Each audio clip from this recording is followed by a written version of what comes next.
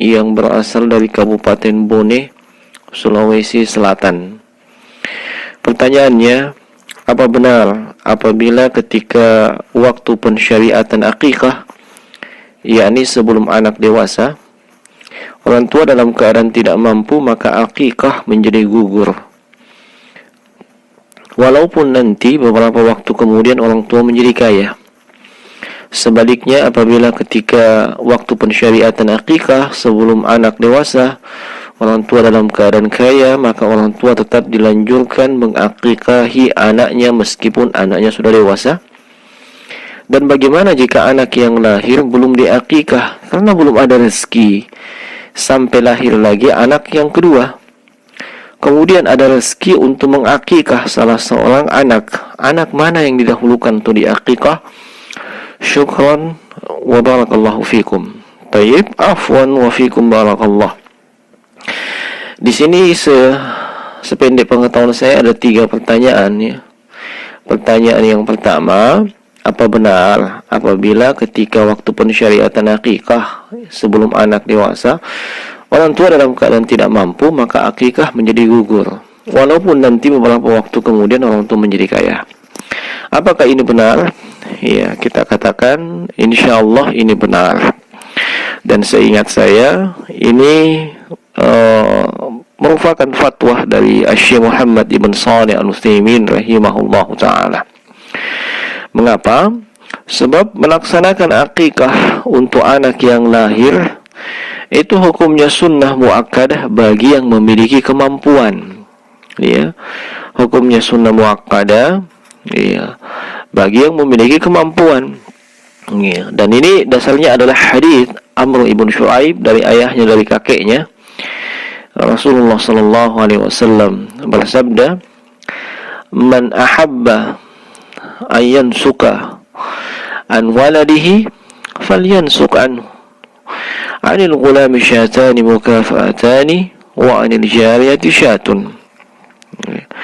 Rasulullah sallallahu alaihi wasallam mengatakan, siapa saja di antara kalian yang ingin menyembelih, ya, maksudnya menyembelih kambing di sini, karena kelahiran bayi, maka hendaklah ia lakukan.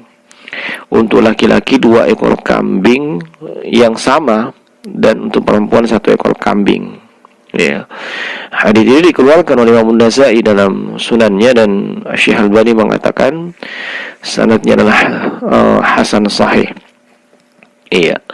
Jika orang tua tidak memiliki kemampuan untuk melakukannya, yakni pada hari ke-7, 14 atau 21, atau sampai si anak balik, maka keharusan melaksanakan akikah itu menjadi gugur. Iya. Karena sekali lagi, akikah ini disyariatkan bagi mereka yang memiliki kemampuan. Ya. Bahkan bukan cuma akikah, tapi semua perintah dalam syariat itu dipersyaratkan kemampuan seorang mukallaf. Ya. Adapun orang yang tidak memiliki kemampuan untuk melakukannya, ya, maka dia tidak dibebani untuk melakukannya. Ya. Allah Subhanahu wa taala berfirman dalam surah At-Taghabun, "Fattaqullaha mastata'tum."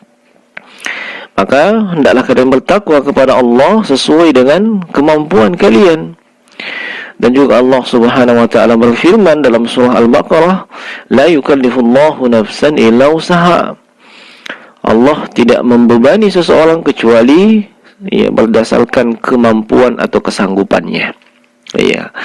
Apabila ketika waktu pensyariatan akikah, yakni sebelum balik atau dewasa, orang tua dalam keadaan tidak mampu, maka akikah menjadi gugur, walaupun nanti beberapa waktu kemudian orang tua menjadi kaya. Ya. Kemudian pertanyaan yang kedua, sebaliknya apabila ketika waktu pensyariatan akikah sebelum dewasa orang tua dalam keadaan kaya, maka orang tua tetap dianjurkan mengakikahi anaknya meskipun anaknya sudah dewasa.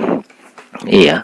Ini juga termasuk bagian dari fatwa Syekh Muhammad bin Shalih Al-Utsaimin rahimahullahu taala sependek ingatan saya. Iya. Namun perlu untuk difahami bahwasanya ini sifatnya anjuran. Ya, yakni boleh orang tua atau si anak sendiri melakukannya, atau boleh juga tidak melakukannya. Tidak ada keharusan untuk hal tersebut. Iya. Nah, kemudian pertanyaan ketiga, bagaimana jika anak yang lahir belum diakikah? Karena belum ada rezeki sampai lahir anak kedua. Kemudian ada rezeki untuk mengakikah salah seorang anak. Anak mana yang didahulukan untuk diakikah? Maka kita jawab ini perlu untuk dirinci. Ya, yang pertama, jika anak yang pertama belum balik, ya, anak yang pertama belum balik, maka dia dahulu yang diakikah. Sebab waktu untuk akikahnya belum berakhir, ya. Waktu akikah itu berakhir dengan baliknya si anak atau dewasanya si anak. Kemudian yang kedua, jika anak yang pertama sudah balik, maka yang diakikah adalah anak yang kedua. Iya, dan sudah gugur sebenarnya keharusan untuk mengakikah anak yang pertama tadi. Mengapa demikian? Iya, alasan yang pertama, kalau kita melihat definisi akikah, akikatun dengan memfathah huruf ain di awal, akikatun, iya, ini seperti yang disebutkan oleh Fadilatul Syekh Dr. Abdul Azim Badawi dalam Al-Wajiz fi Fiqh Sunnah.